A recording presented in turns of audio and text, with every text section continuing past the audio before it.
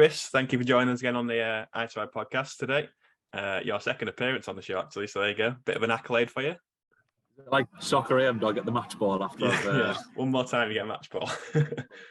How's your summer Probably been so far? that'll be the first match ball that I've ever got in my life, I think. Well, actually, your teammates have begged to differ. They're getting a lot of praise from them on Instagram. Oh, you can imagine what the group chat was like last night when I was coming on here today. So keep it clean. Yeah, exactly. How's your summer been so far, Chris? Good, yeah. Just it's just really quiet in the building without the girls. Are you missing them? I nearly said yes straight away there without thinking about it. No, I am. It's I was ready for a little bit of a break, but just purely because our season went on quite long. I think we went into the last possible week that it could go to, that it needed to be finished, just with postponements and stuff like that. So it was nice to have a bit of a breather, but yeah, definitely prefer it when there's stuff going on and it's a busy building and there's, the lads are here as well. So yeah, very strange, but not too long to go now. Yeah, so we recorded our first episode together back in last December, just before Christmas. Again, so you haven't heard it already, go check it out. And this time around, Chris, we're recording just a couple of days after the Lionesses made history at Wembley, winning the Euros for the first time ever, beating Germany after extra time. I guess first question is, how much did you enjoy it? Yeah, it was brilliant. I sat, watched it. It was quite emotional afterwards watching it, just purely because of, I think it's always when you've been involved in a little bit of it. I've been coaching starting girls football back in, I think, 2014, within the sort of academies and stuff. And when you sort of been involved in it for a short space of time or a long space of time, the sort of ups and downs and what it's gone through to get to that point on Sunday. And I think it was, when I said to you last week, it's not just about this tournament. That's a culmination of years and years of work and ups and downs and suffering that sort of got released with one sort of kick of a ball, really, which is what sport is, isn't it? It's a strange concept when you think of it. I'm just happy because I think the whole sort of inspiring people to get involved in that. I really believe in that, but I was just desperate for them to do it by lifting a trophy and not just this sort of gallant English/British failure of getting to a final or a semi-final. I'm just glad that finally we've got a senior team that's got something over the line. Looking at the game as a whole, then were you nervous watching it at all, or were you kind of fairly confident throughout? Obviously, it was penalties were looming in extra time. Yeah, I just felt throughout the full tournament. I don't know whether it's because the team selection was the same every game. I think for me the key one was the third game, the Northern Ireland game, where I've seen it in tournament football in the past, where teams sort of have that. The first two games they win, and then that third game can become a bit of a dead rubber. But I think the manager, she set a stall out, didn't she, and said, "Look, this is the team," and to keep that consistency was massive. The only time I felt a bit nervous was there was a spell after Germany got the equaliser where they really started dominating, but I felt calm. It was weird. England, for the full thing, just looked streets ahead of everybody else that they played against. I mean, Norway were one of the top-ranked teams in the world, and they obviously dismantled them. It was just a strange. Everything sort of came together at the right time. It was a perfect storm of people being fit, consistency with team selection, no suspensions or anything stuff like that through the tournament. It was just perfect, really, wasn't it? You couldn't have written it. And it was pretty tight and cagey throughout, as many predicted it would be. But I was quite surprised how physical it was.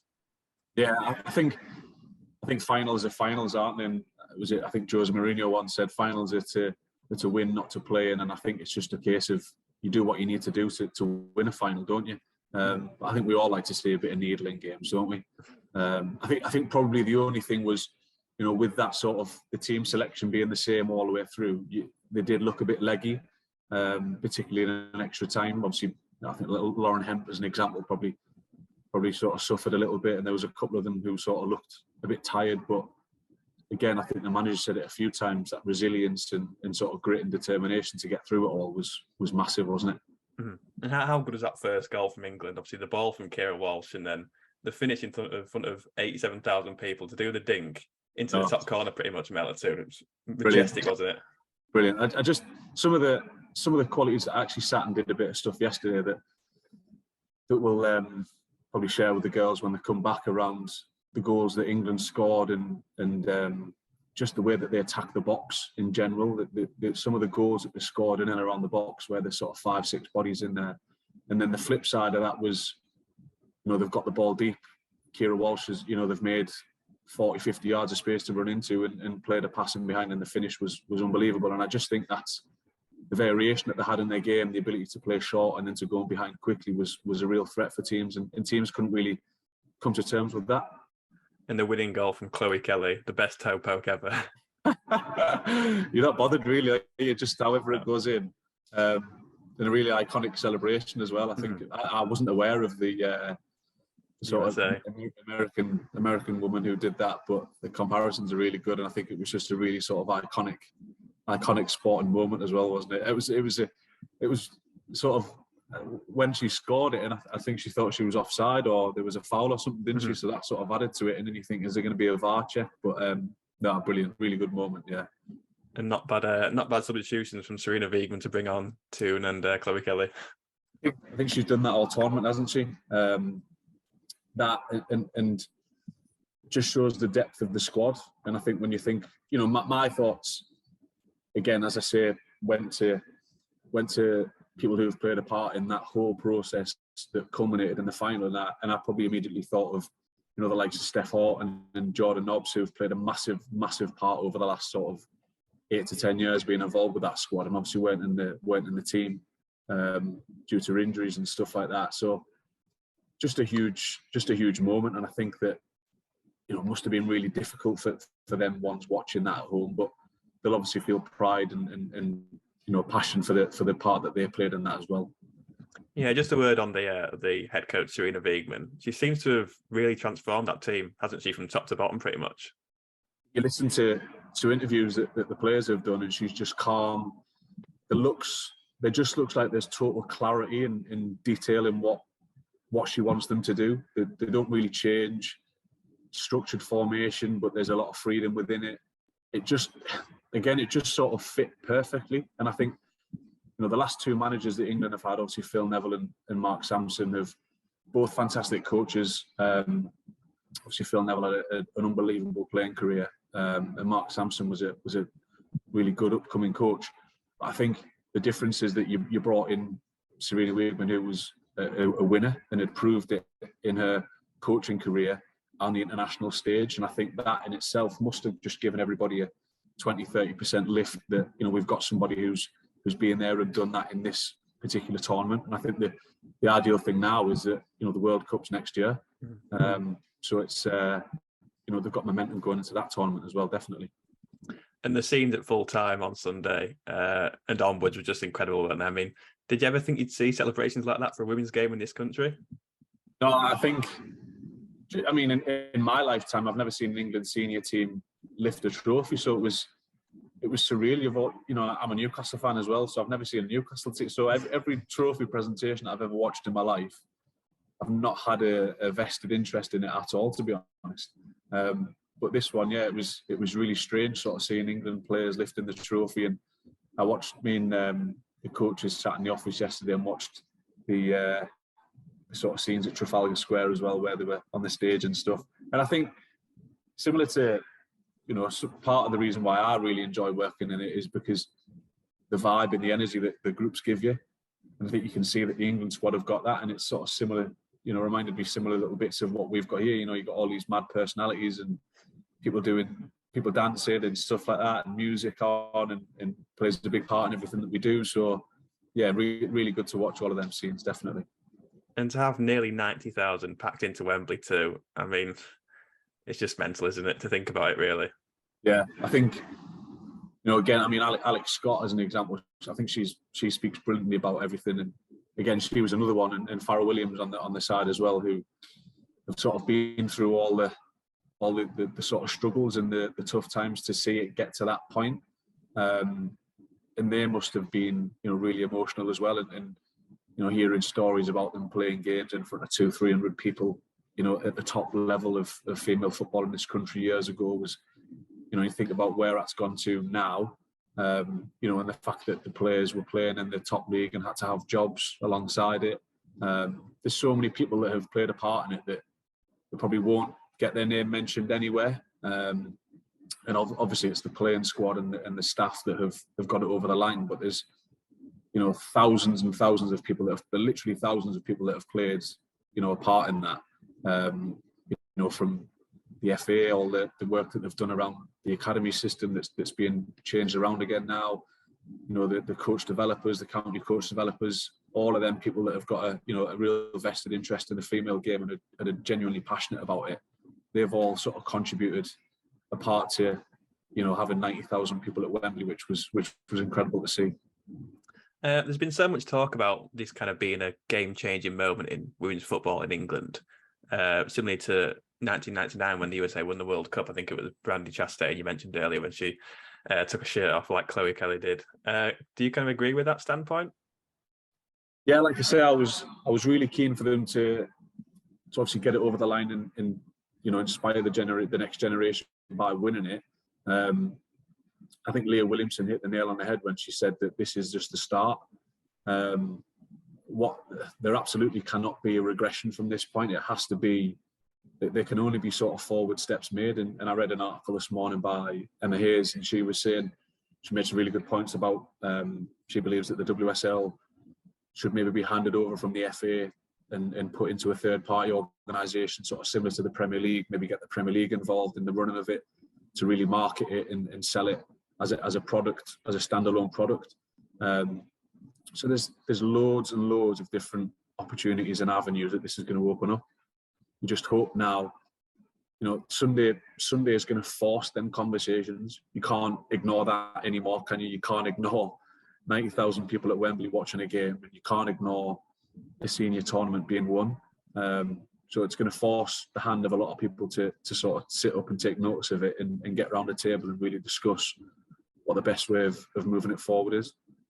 Yeah, you may have mentioned it already in previous answers, but for those that kind of aren't aware and aren't too involved in the women's game, just explain a little bit why this sole win could have such a dramatic impact on the whole female game in England. I think. Well, there's a number of things really. Obviously, I think Barclays have got involved over the last couple of seasons within the WSL. So generating income and sponsorship and revenue is then going to lend itself to being able to attract better players, and it's then going to mean the infrastructure of clubs can be better. The sort of area that I think needs to really be looked at, obviously, the top two leagues are in a good place, and hopefully they'll get better. I think some of the teams in the Championship are still semi-professional. I think all of the teams in the top league are fully professional now. For me, the sort of a main area of focus would be the leagues below that. As an example, the teams that tend to do well are the ones that are firmly backed by the men's football clubs. Probably a real shining example of how they've done it without that is Durham, up in this area, which they've got a model that is unique in terms of linking with the university and getting players over that way. And they're now at a point where they're fully professional in the second division, which is incredible. But just as a little sort of anecdote, we had at Middlesbrough, we played a team. I won't name the team, but we played them in. And I remember talking to their full-time general manager on the pitch before the game. So that was the first difference, that they had a full-time member of staff. And we were obviously voluntary staff members. None of the girls were getting paid. And he said that the men's side of the football club gave them £50,000 a year as sort of running costs and a budget. And then they were able to go and source their own sponsorship with a cinema that sort of took their sort of yearly budget to over £100,000. And I'm stood there thinking, we've got nothing. Our budget is nothing. And that sort of level of disparity is huge. So hopefully, some of the wealth that this might bring and some of the sponsorship opportunities will start to cascade its way down. I think the English football pyramid in men's football is probably one of the most, well, it is the best in the world. There's not many other countries that have got as many professional leagues as what we've got. I'm not saying that the leagues below WSL Championship should become professional, but there definitely needs to be more opportunities for clubs to be able to pay players. And then I think you'll start to be able to see clubs gain promotions. There's an issue and an argument around the fact that clubs in Tier 3, if they win that league, they don't automatically get promoted into the Championship, which I think is an issue. That's probably something that needs to be addressed. There's a couple of bits of red tape around that prevents clubs from doing that. So there's that side of it. But then I think just the sort of it is still the fastest growing sport in the world. I'm pretty adamant, and my mind might be playing tricks on me, which it might be. But there's a kids camp going on here through another company that we share this building with, and I'm 100% positive that there wasn't many girls in last week, and yesterday it felt like there was just like young girls all over the place attended, and I might speak to them and ask them about their numbers, but that's the instant impact. The challenge now is to make sure that it doesn't just have a dip. And I suppose, like I said before, the beauty is that we've got the World Cup. So hopefully we can keep that sort of iron hot, so to speak, and really keep the sort of momentum going, and sort of strike while everything's fresh in minds, and get people involved whilst it's, pretty fresh. As for how it could link with i2i then, are you kind of hoping that the exposure that this tournament has gained over the past 4 weeks, we'll see more and more girls take up football and kind of carry it on to their university years and actually pursuing it as a goal? Yeah, I think from our perspective, in terms of, i2i, obviously where our students come from is that we can offer the opportunity to come over here and to settle into a life in England, and then play for a Sunday team, which is obviously when women's football is, play for a team at a weekend alongside their studies and their football here. And we've had 2 girls that have gone to Durham Sestri, which is a feeder team to Durham. We've had a girl that go to South Shields, that are a really ambitious local club. Their men's team are professional. And I know they've got ambitious plans for the ladies section. We've got 4 girls that have just signed for Sunderland under 23s, which I think's which is a brand new team that again is going to be a feeder for Sunderland. So the opportunities are really there, and obviously they're doing that alongside their i2i. So their advantage is to stay alongside i2i, is to train every single day, and then obviously play for their weekend teams, and they're getting good coaching here through the week, playing in a decent league, and then they can top that up with their weekend stuff. So I think it's just about the opportunity. Obviously we've got in the immediate local area Sunderland, Newcastle and Durham. Newcastle are going to have real big plans.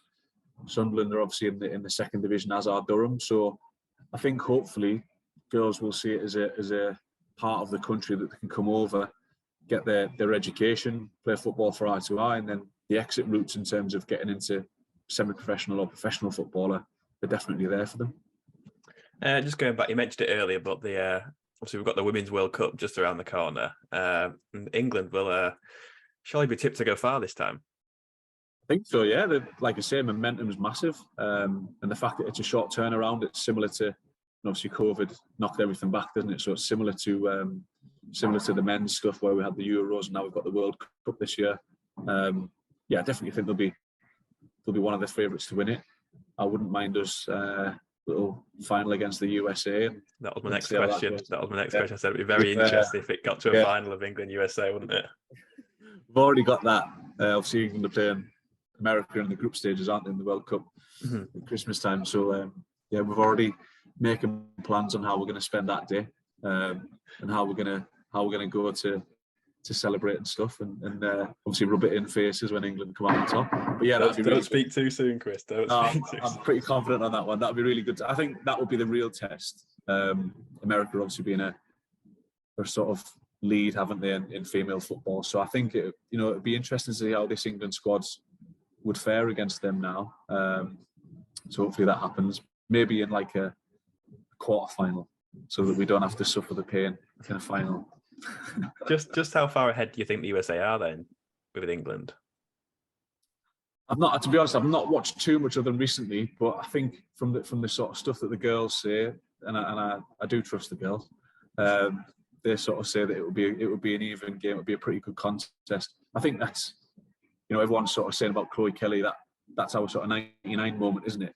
So that's, 15, 20 years behind, isn't it, really? So we've got time to catch up on, but the progress that they've made, that the FA have made and that the England team have made in a short space of time is quite remarkable. And you'll be surprised at what this tournament win can do now in terms of taking it forward and probably speeding up that process a lot quicker. Moving back to i2i then, looking back on last season briefly, what an incredible first season, going so close in the league and the cup. Yeah, it was incredible, and I do think that it was just with the fact that the squad was quite thin. First season and getting people into it and getting people used to it and stuff. It's just frustrating, obviously, that we were 1 point away. And you sort of look back at the games that we lost. The first one against Parkview, where it was a morning kick-off on the grass pitch, didn't help us. And then we got beat by Sunderland, again, grass pitch. I think it was November time. I don't think people were ready for that. We missed a few players that day. For me, the one where I think there's that point is when we played Durham away and we got beaten 6-5. 6-5, yeah. That was just, that was Gordon. But to be fair to the girls, I remember saying in the dressing room after that game, I thought that was us done. I thought that was it. There was no way we were going to go anywhere near winning it. And the run that we went on after that was pretty special. I remember watching that game back with the girls and we actually went 5-5. And then I think we gave the ball away and they went and got a penalty. And it was literally last minute. And you're thinking, if we'd have just managed that situation properly, seeing the game out, there's your extra point. Because of our superior goal difference, then that would have been it won. And the cup, yeah, it was disappointing. I think obviously you want to win the main cup that we got knocked out of in the first round, but I think it's that there's real sort of progress from start to finish, and I think next season is going to be quite exciting. Yeah. And just touch on the league again then. Do you kind of look back and kick yourself that it was only 1 point and kind of what I could have done differently, or do you kind of just think what will be, and it's meant to happen? Yeah, I think so. I think, the girls were really disappointed after the Parkview game where we drew 2-2, the second last game. And everyone was sort of almost as if that was the one that had cost us, but it wasn't that. It was the 3 losses before that cost us. And I think when you come so close to a point away, obviously, yeah, there is an element of that.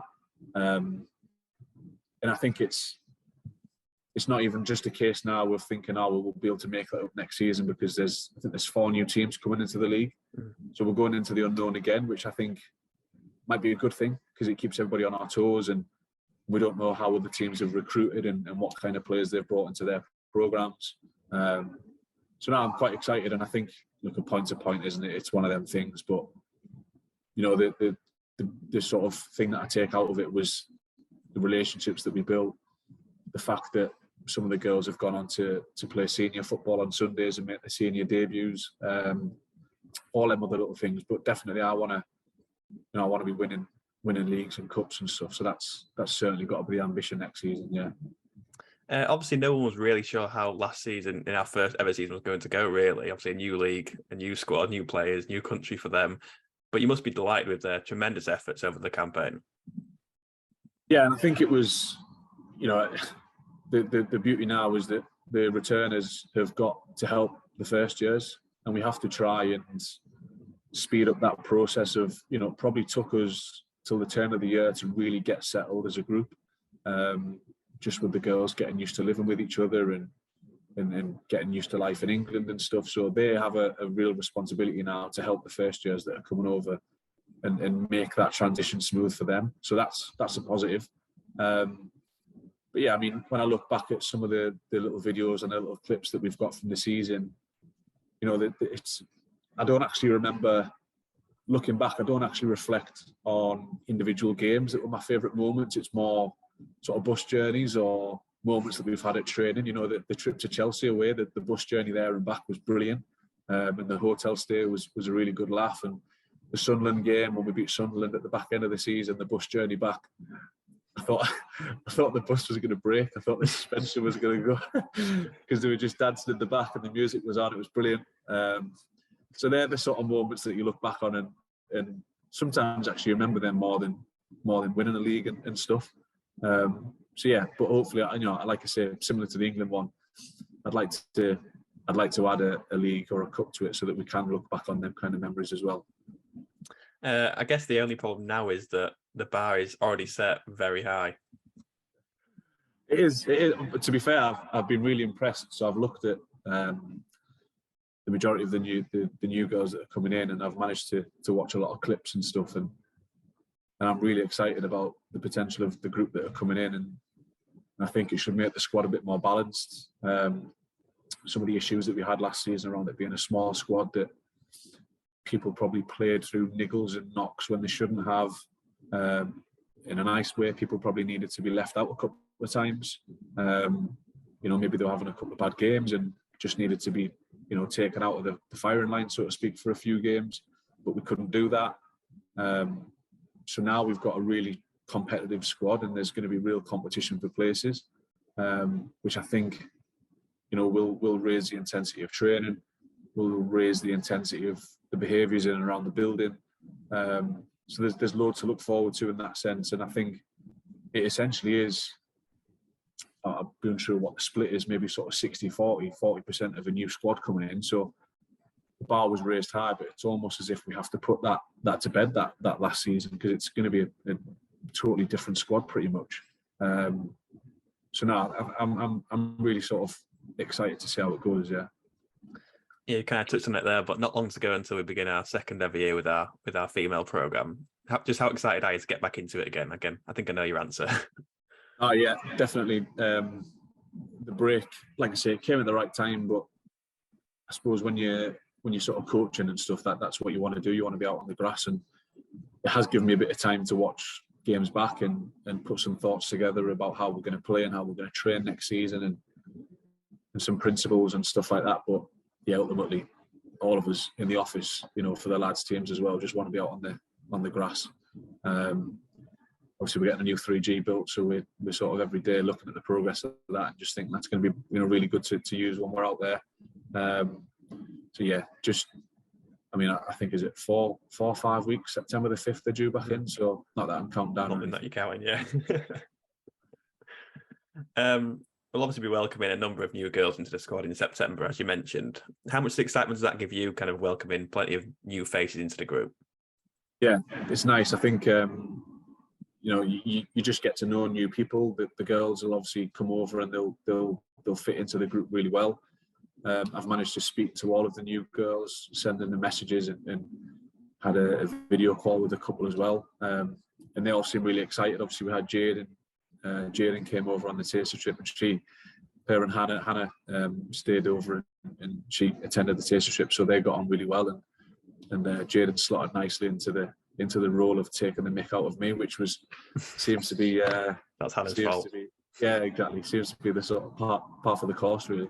But yeah, I just think it just brings a freshness. I think that's, football is one of them things where people sometimes can be obsessed. When you watch your team that you support, sometimes can be obsessed with bringing new players in every season and stuff. Whereas sometimes a group just needs to be left alone to grow. I think we definitely just needed new faces in, and that's not any sort of criticism against the girls that we've got. It just needs, new faces, new ideas, new personalities, and we definitely needed more cover in certain areas of the pitch, which we're getting. So yeah, I think we'll bond and they'll get on really well with each other. Obviously, it was no secret last year that you were kind of hindered by a lot of injuries and other unforeseen circumstances on game days. So to have plenty of options now as a coach must be pleasing for you.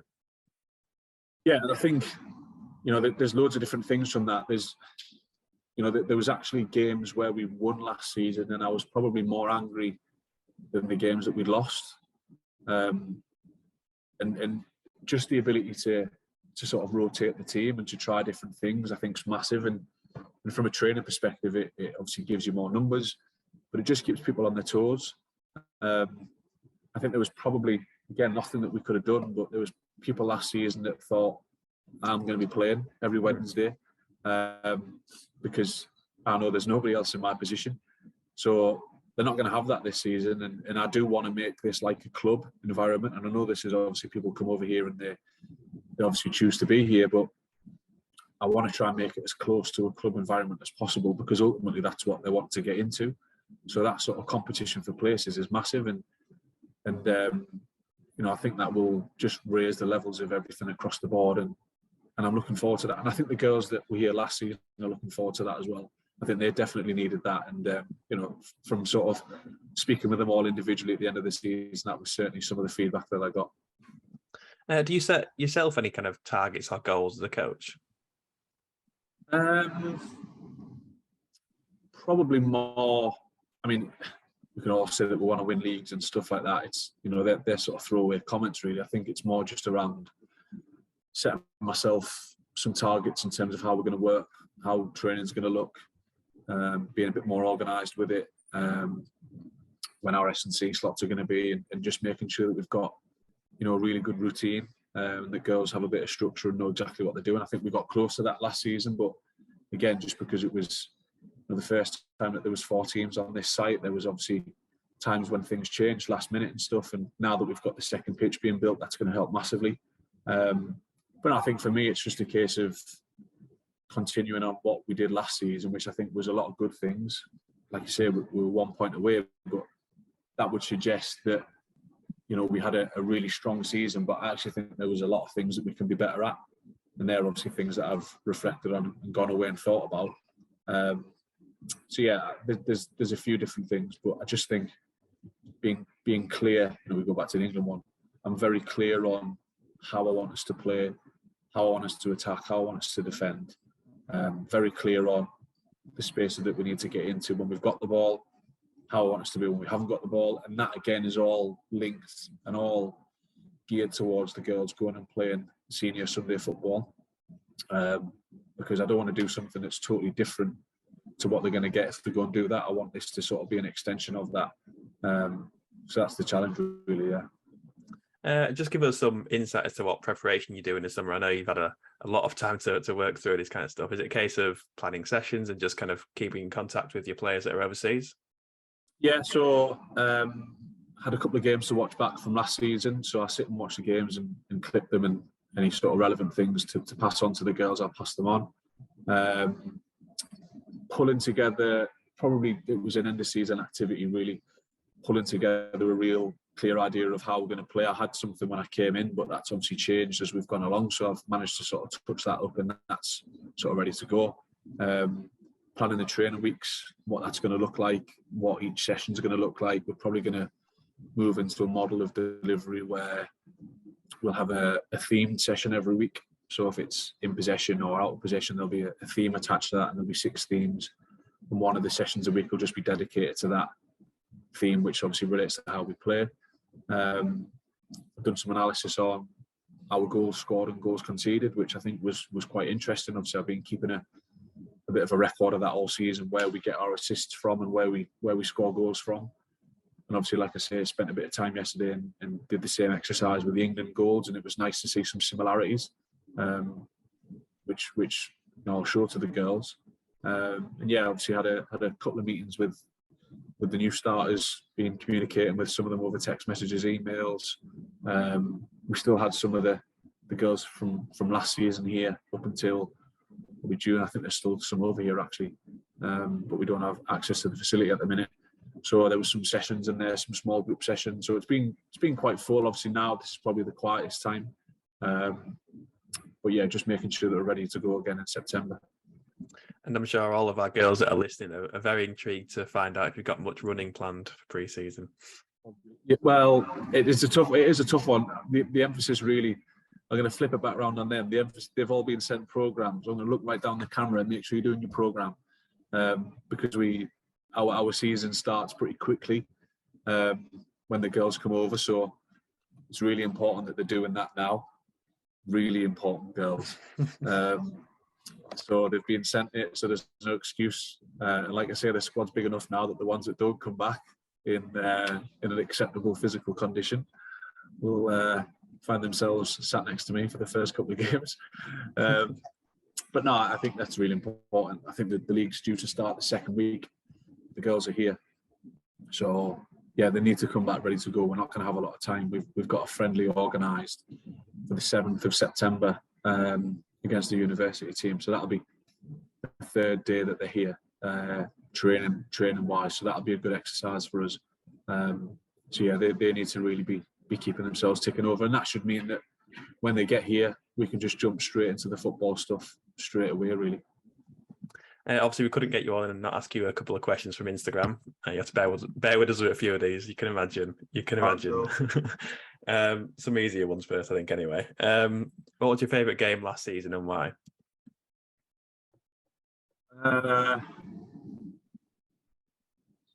Probably the Parkview one, the 2-2. Just purely because intense game. Yeah, it was. Sometimes the games can be one-sided, and that's no disrespect to teams that we're playing against, but a lot of the programs that we play against, they only train once or twice a week. And in some of the areas that we go to, Liverpool as an example, it's quite competitive to get players into their programs. So to have a really intense game like the Parkview one, where there was something on it, felt like a proper game of football. It was end to end. I just kept thinking back to the game when they stuffed us 6-1 on the grass out there and how far we'd come, and the little bits of character that we showed and stuff. I'd probably say the Parkview one. Yeah. I feel like you've mentioned this one already, but what was your favourite memory from last season? Yeah, probably the Chelsea trip.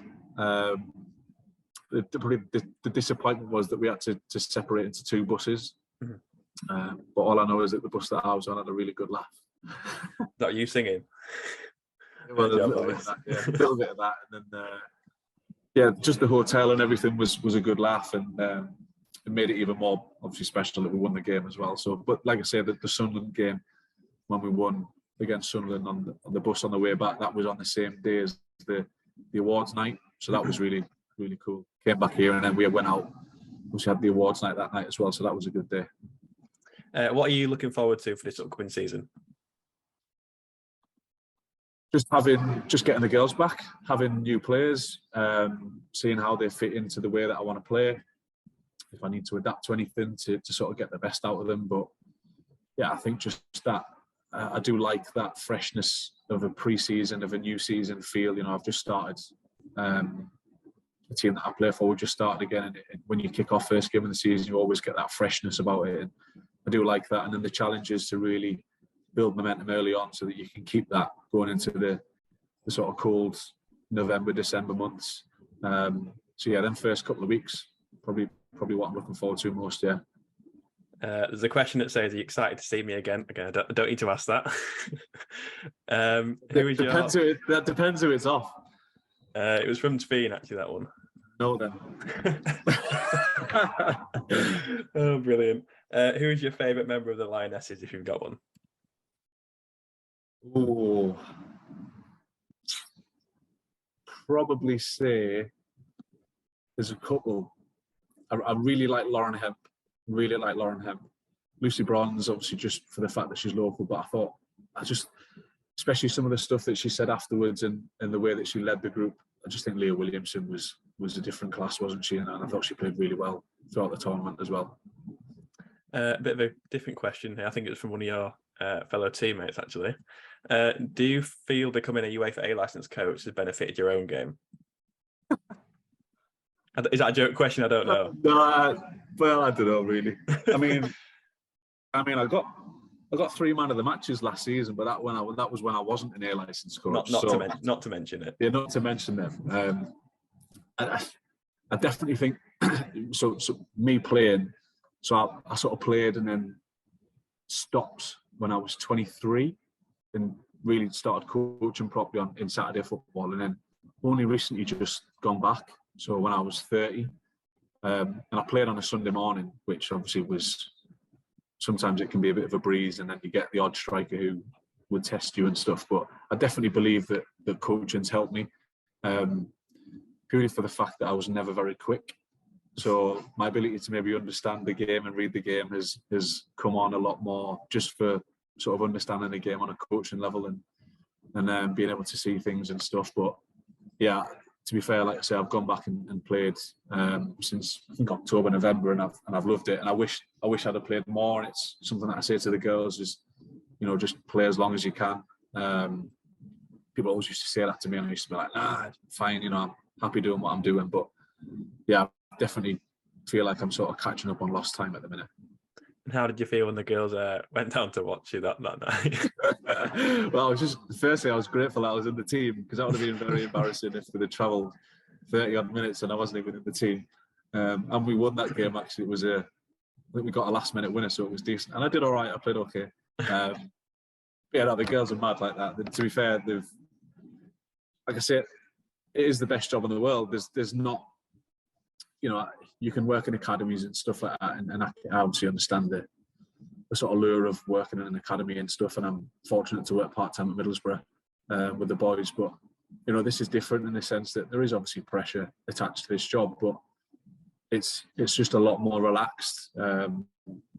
Obviously, we've got coaches in here who have left academies to come to this company and work here, and I think that probably says it all about how much we enjoy just being out on the grass with the guys and the girls. So yeah, definitely just seeing them come down and do stuff like that.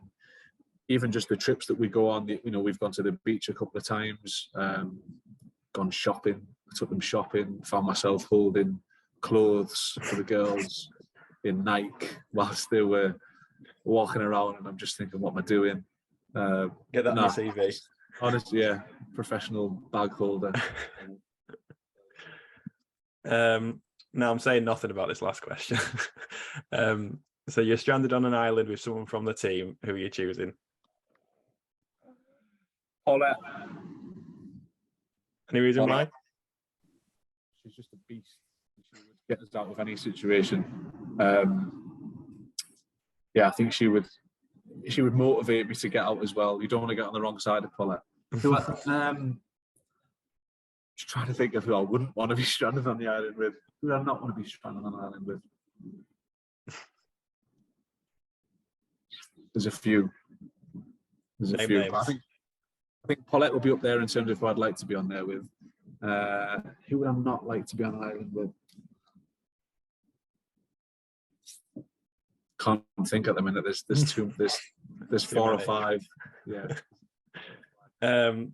There's lots of questions about One Direction too, but again, I think we'll leave those ones. Sorry, Hannah, for that. Standard Hannah Collins banter. Too many questions, unfortunately. Boring. She's got this. Obviously, she's obsessed with One Direction, and I'm not. And there needs to be something. Hopefully, the new girls. I mean, to be fair, I was disappointed because I think Jaden came over to the taste trip and she liked One Direction as well, which was really disappointing. So I'm just hopeful that some of the new girls coming over have got a really good taste in music, similar to myself, which I don't think is going to happen. No, I think we'll leave it at that for today, Chris. Good note to end on. You'll have to get a fine system in place for any One Direction playing, I think. We do, yeah. That's certainly something the girls will have to sit and go over. But again, that's all part of the girls that were here last season, helping the new girls come over, and they'll all be a part of that and decide how the group manages themselves and stuff. So yeah, that's all sort of things that we'll be doing. Chris, thank you for joining us on the i2i podcast today. Hope you enjoyed it.